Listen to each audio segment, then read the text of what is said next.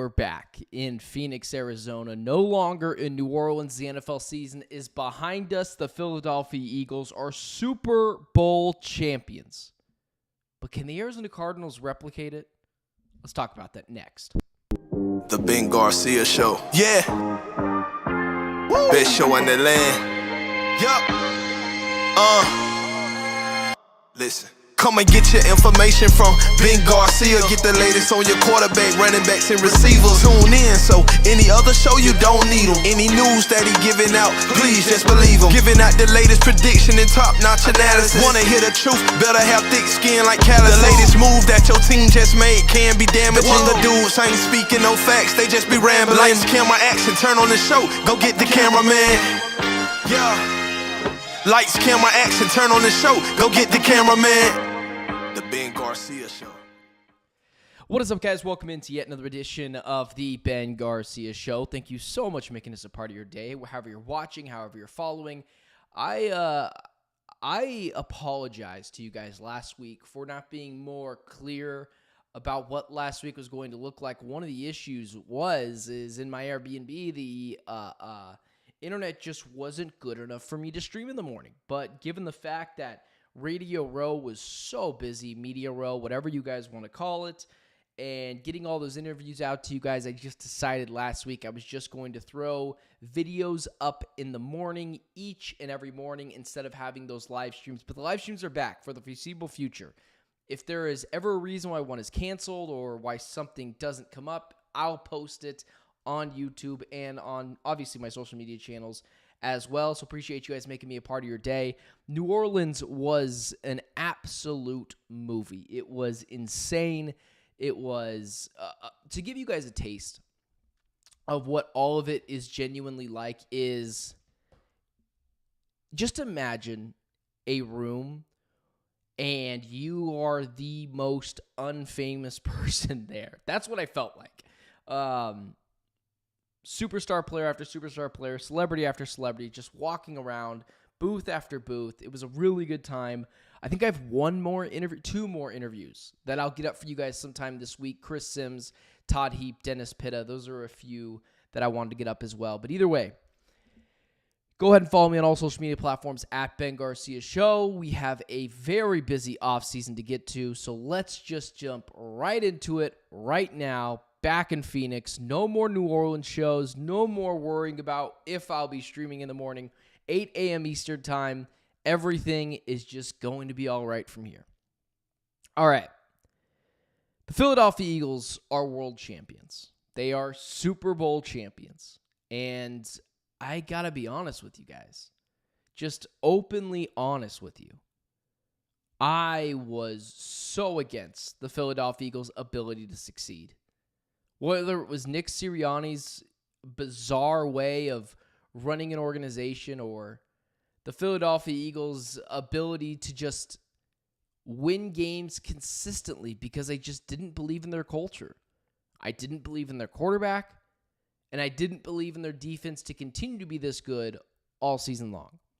Now, I think it is very clear that the Philadelphia Eagles will likely be a one-and-done Super Bowl team. I don't really worry about them repeating next season because I just think it's a really hard recipe to replicate in terms of consistently.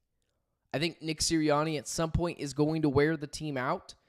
I don't think Jalen Hurts is going to be able to deal with him all the time, and I think there is real limitations to Jalen Hurts' game. And I think that this defense and offense loaded with weapons everywhere. I just don't think you're going to be able to keep those guys around forever because things get expensive. But what this 2025 Philadelphia Eagles championship team and 2013 Seattle Seahawks team has in common is the fact that they're just talent everywhere. And thankfully, if you're the Arizona Cardinals, that can be replicated. Now, one of the reasons why I told fans of the Arizona Cardinals that you should be rooting for the Eagles is because if Patrick Mahomes and the Kansas City Chiefs win another Super Bowl, that is like 5 or 6 straight Super Bowls, 7 straight Super Bowls, where it's either Matthew Stafford, Patrick Mahomes, Tom Brady, someone of elite in that caliber quarterbacking winning a Super Bowl. And it is incredibly difficult still to win a Super Bowl with a quarterback that isn't Patrick Mahomes or Matthew Stafford or Tom Brady.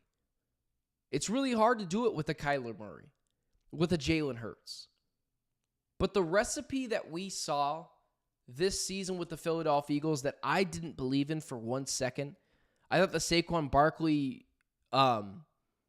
signing was a little overhyped, and not that I ever said he wasn't a good player.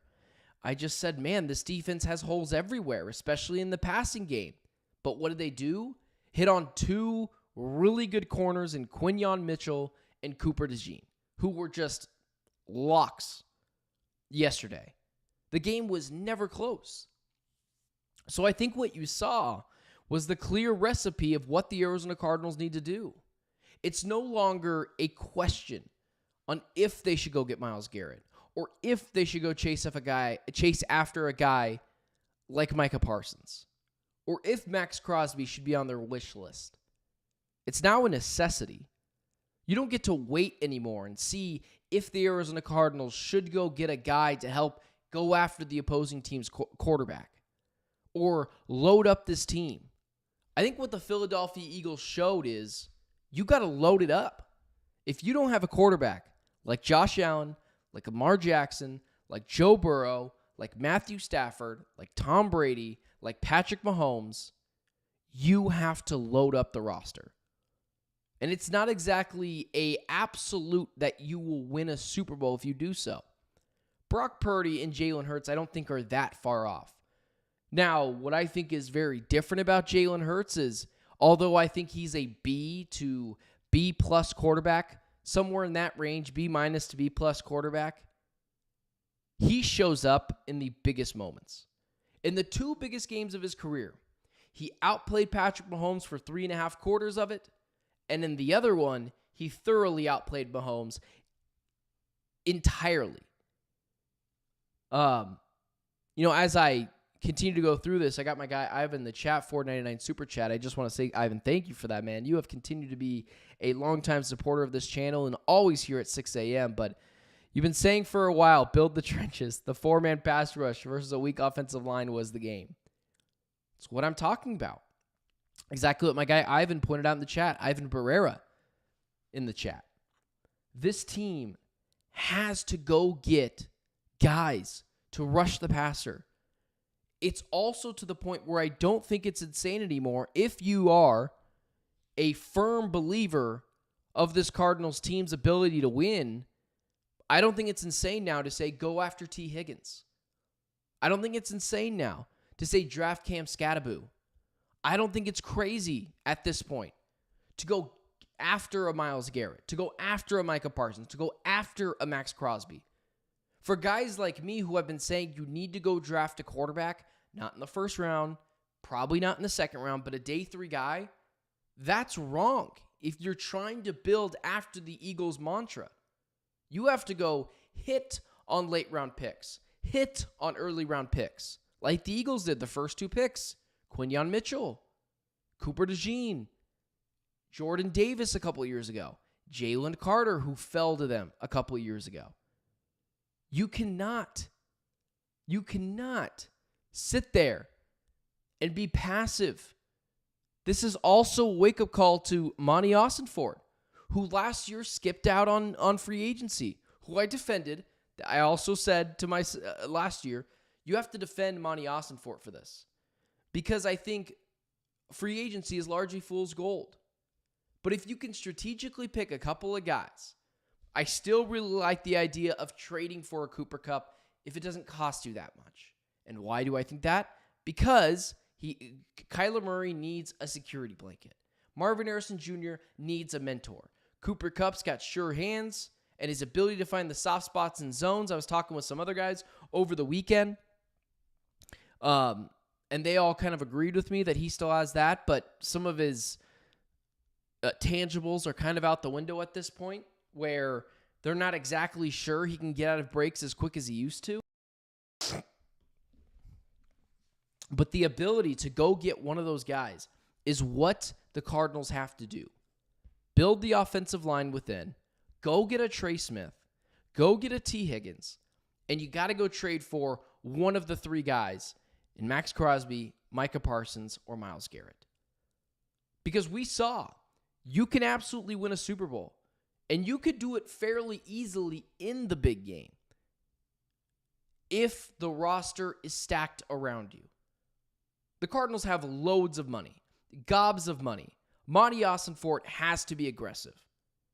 And aggressive looks like going and getting one of the big three in Max Crosby, Micah Parsons, Myles Garrett, targeting a wide receiver like a Cooper Kupp or like a T. Higgins, or going and getting a Trey Smith to help bolster up your offensive line. Re-sign a Will Hernandez to help bolster your offensive line.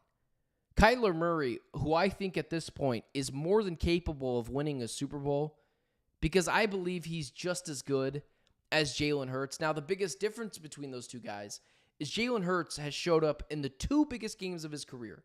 In both Super Bowls, he was outstanding. But consistently, I don't think he's necessarily an A-plus guy.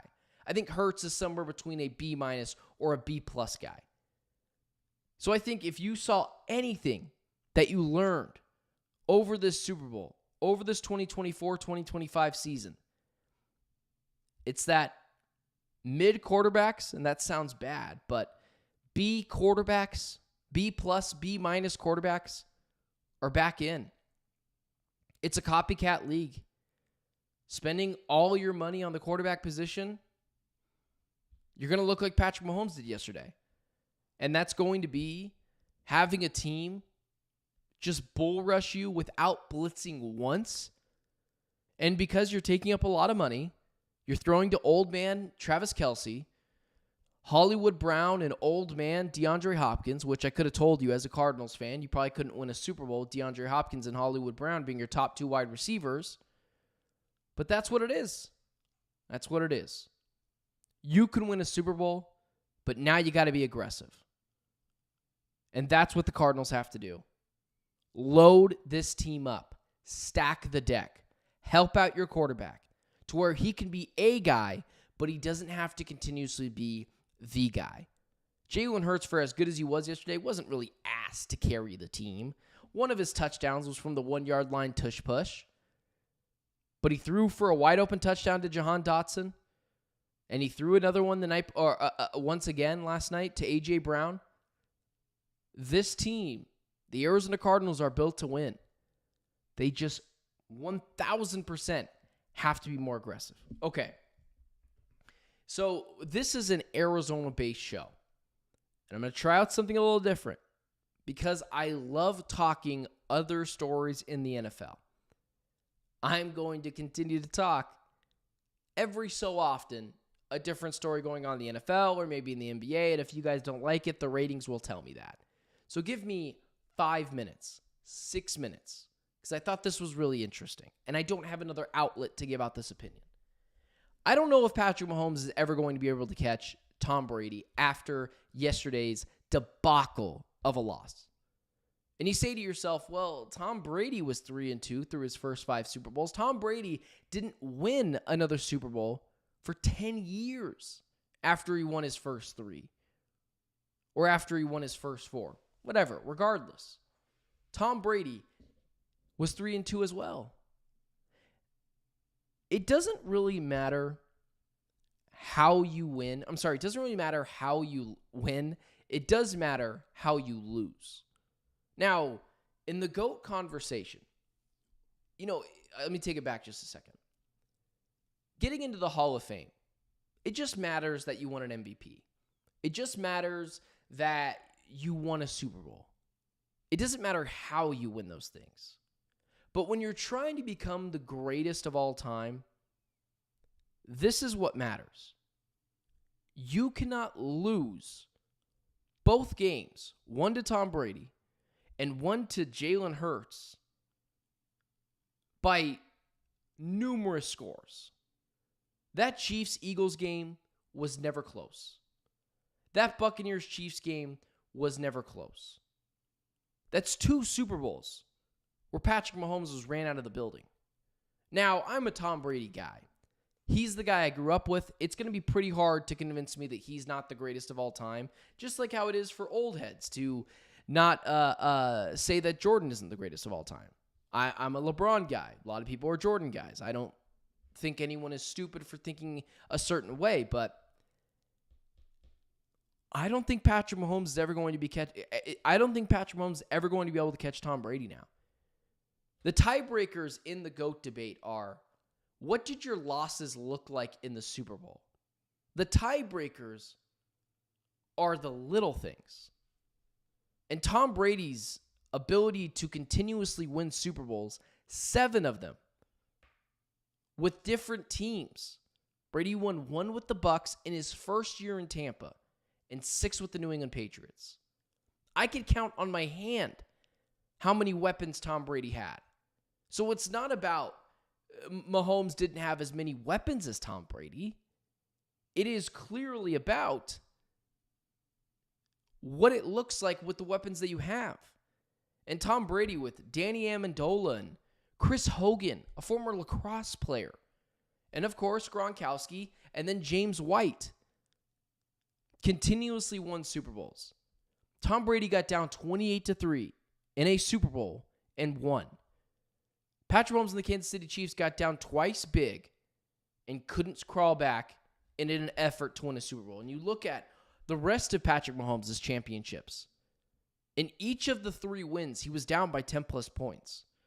So it's not like he's dominating these Super Bowls. Tom Brady, if you look at the details right now, is still pretty far ahead of Patrick Mahomes. And again, you could point to, hey, through the first 5 Super Bowls, they're both 3-2. Yeah. Tom Brady's a helmet catch away and a Mario Manningham insane catch away from being 5-0. Those were improbable efforts to beat Tom Brady. Patrick Mahomes in his 2 losses was throttled and rattled in both games. And it's not like Brady had better weapons. Both guys had about the equal amount of weapons on their team. But one has Andy Reid, an offensive head coach, and one had Bill Belichick, a defensive head coach, with largely people believe, or I guess I should say, which largely people believe Tom Brady was the engine that could on that team. It wasn't necessarily all about Bill Belichick. Now, the defenses were good, but you just can't have that. So, I think what you saw was a clear lead right now in the GOAT race that was going to get really tight. If Mahomes won a 3rd Super Bowl, he still wouldn't be ahead of Brady, but man, he would have pulled it in to be really close. Is a clear separation between Tom and Patrick Mahomes, which I can't lie to you, was pretty funny last night to watch Tom Brady's reaction to that Super Bowl, because he was just relishing in every bit of the Kansas City Chiefs' failures last night, and that being Patrick Mahomes failing last night. So, in a GOAT debate and a GOAT topic that's been widely discussed over the past couple weeks, I think it's pretty clear. I'm not so sure if Patrick Mahomes can ever catch him. Because in the GOAT debate, details matter. And how you lose matters. And Tom Brady is a helmet catch and a Mario Manningham insane sideline catch from 5-0 in Super Bowls. And Patrick Mahomes being down double-digit points in every single Super Bowl ain't that far away from 0-5. Now he's 3-2, and he's a comeback king. But in his 2 losses, got absolutely dismantled. Brady, even in his losses, never got dismantled. And even in one game where he got down 28-3, he came back and he won. Details matter in the GOAT debate. And I don't know if Patrick Mahomes did himself any favors yesterday. And I have no idea. I would probably lean towards no. I don't think he can ever catch him unless he rattles off a bunch of more Super Bowls very quickly. All right. I appreciate you guys giving me an outlet to talk about something other than Arizona sports for a brief second. But that's what the offseason might be for a little bit. You know, I noticed there's not as many people in the chat today or in the live stream because the NFL season's over. There's going to be more things to talk about outside of just Arizona sports. But let's just jump into here. One final topic for the day. The Phoenix Suns have backed themselves in a corner. I talked to you guys last week from my Airbnb in New Orleans at 1 a.m. because I thought Kevin Durant was going to get traded because that's what everything looked like. And, of course, the next morning, it turns out Kevin Durant kind of pushed that Warriors trade out the window. This is a Suns team that is out of moves, and it's just time to accept defeat.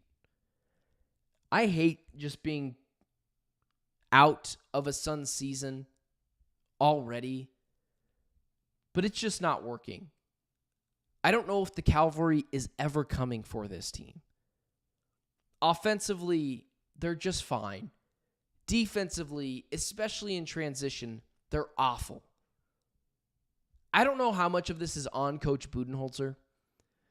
And I think a lot of that has to do with the fact that when his three stars are on the court, Bradley Beal, Kevin Durant, Devin Booker, that they just look even sloppier offensively. I couldn't explain to you how that would even work. But offensively, those three look like they've never played together. The Suns have ran out of moves. At first, it was going and getting Kevin Durant. You pushed all your chips on the table for a top 10 player of all time. And then you were like, okay, we took the NBA champs to 6 games. And then you went and got Bradley Beal. And that has completely blown up in your face. And then you went and got Tyus Jones. And that has completely blown up in your face. This is a cultural issue with the Phoenix Suns. They've got enough talent. Don't try to tell me they don't. They've got talent everywhere on this team. It's just a cultural issue. It's a losing culture. And Matt Ishbia and James Jones and Josh Barlstein, who drives me crazy, they just have to accept it's over. No more moves is going to fix this team. None of the moves you have made are going to fix this team. You don't have a 2031 draft pick. Your 2032 draft pick is now frozen. That can't be traded, and it's moved to the end of the first round. That's the NBA punishing you for spending gobs of money like an idiot. And it's just time to be Earth to Matt Ishbia, Earth to Josh Barlstein, and James Jones. It's over. It's over.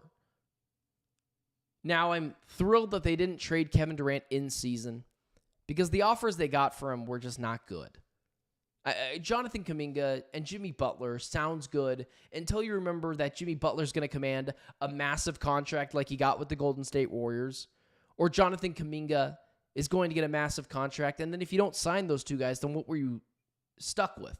A couple of picks for Kevin Durant? It's not good enough. It's time to hard reset this thing. In the offseason, you're going to have to move Kevin Durant, and you're going to have to strategically see what you can get for him, and that should be a lot. But what I will say is, thankfully, I don't think this rebuild will take that long. I think it's more of a retool. I don't know how quick they can be championship contenders, but I'll tell you what we're watching now is just nonsense. They play the Memphis Grizzlies tomorrow. I'll be at that game, as I am for every game. And they're going to lose. Because this team can't compete with any team that even has a little bit of chemistry. And Beal and KD probably won't even play in that game. And it'll be the final game before the All-Star break. And it's to the point where I don't think anything can fix this team. Even if they went on an insane run and made it to the playoffs, I think they'd still get swept or lose in 5 games to virtually every single team. Because defense in the NBA still to a degree does help win championships. And the Phoenix Suns don't have any of that. And they're small. And overall, they're just done. They're out of moves. And what the Suns front office needs to accept is this is it. They're done. Draft picks are out the window. You don't have any money to spend in free agency. You made one trade at the deadline that, call it what it is, isn't moving the needle for me. And there's a possibility. There's not a possibility. But there's a rumor out there that maybe that trade gets rescinded like the Hornets one did with the Lakers. Now, that's just a very brief rumor, probably not even going to happen either. But it's just time to move on. It didn't work out. You gave it your best effort. I'm not going to go after you for giving it your all and putting all the pieces in the middle and being aggressive. But it is time to just understand that that to admit you have a problem, you have to admit you have a problem, or whatever. Solving the problems, you have to admit you have a problem. So I think it's just to this point where you just have to understand that it's just over for the Phoenix Suns. And the Suns front office needs to understand that. And it sucks for me as a Phoenix Suns guy to have to say this, that covers the team. But there's just no more moves. Michael, you're absolutely right. KD will likely be gone.